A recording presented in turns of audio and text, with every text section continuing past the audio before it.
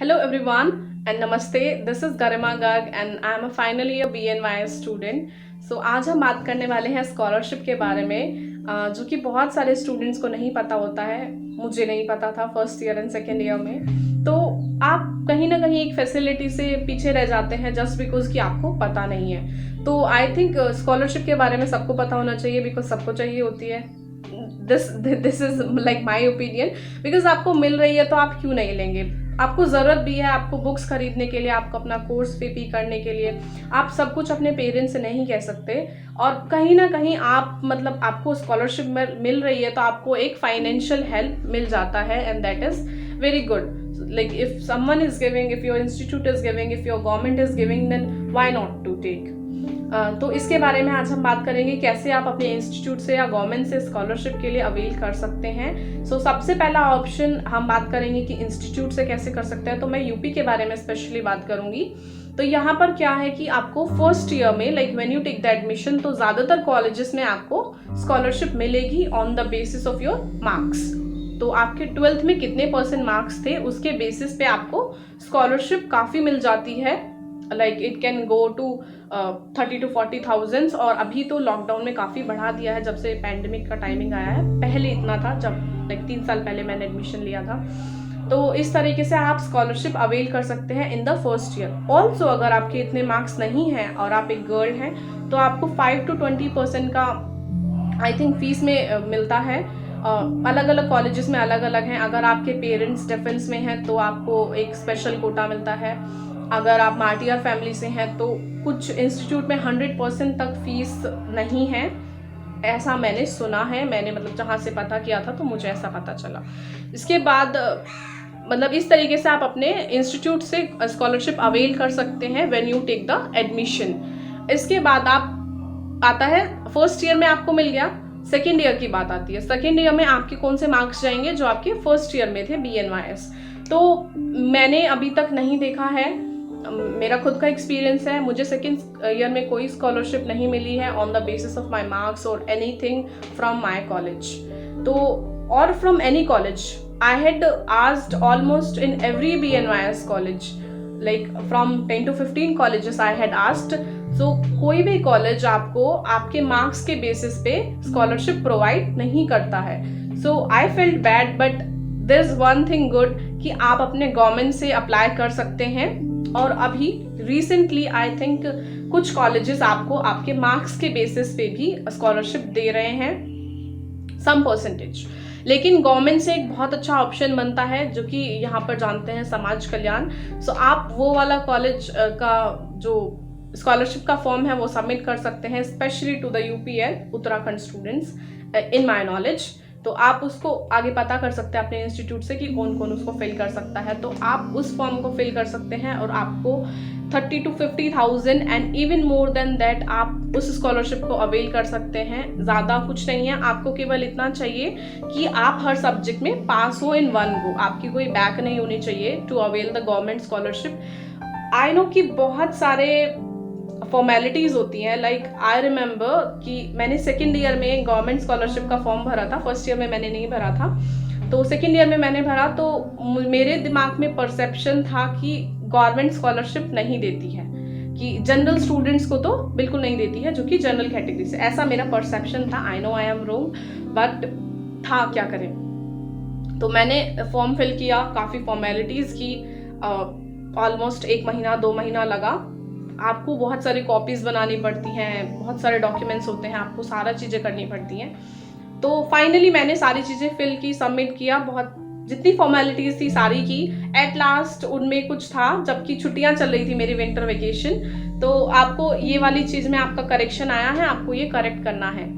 तो सिंस मेरा कि ये बिलीव था, परसेप्शन था कि गवर्नमेंट स्कॉलरशिप नहीं देती है, मैं परेशान हो चुकी थी सारे डॉक्यूमेंट सबमिट करके. तो मैंने वो सबमिट नहीं किया करेक्शन बिकॉज छुट्टियां भी चल रही थी और मुझे उसके लिए कॉलेज जाना पड़ता. और मेरे यहाँ से ऑलमोस्ट मुझे 2 आवर लगते हैं, 2 से 3 आवर ट्रैवल करने के लिए.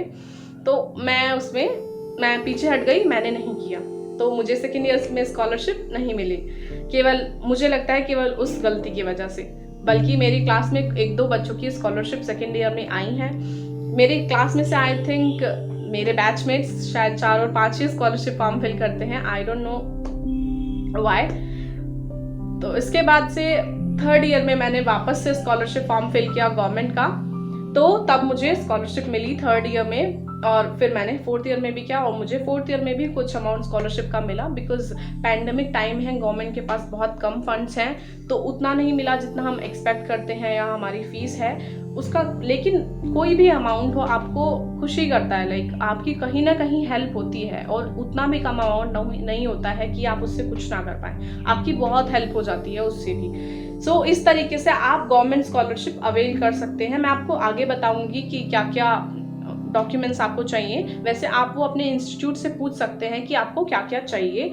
इसके बाद हम बात करते हैं कि बाकी स्टेट्स में क्या है। ये this was about the UP में ऐसा ही होता है क्योंकि सारी प्राइवेट यूनिवर्सिटीज़ हैं, कुछ अभी स्टार्ट हुआ है, आई डोंट नो कि किसी को मिली है या नहीं मिली है, पर कुछ लोगों से मैंने पूछा अभी तक किसी को नहीं मिली है, इस तरीके से कि उनके BNYS फर्स्ट ईयर में बहुत अच्छे मार्क्स थे तो उनको सेकेंड ईयर में मिली हो, ऐसा नहीं हुआ है।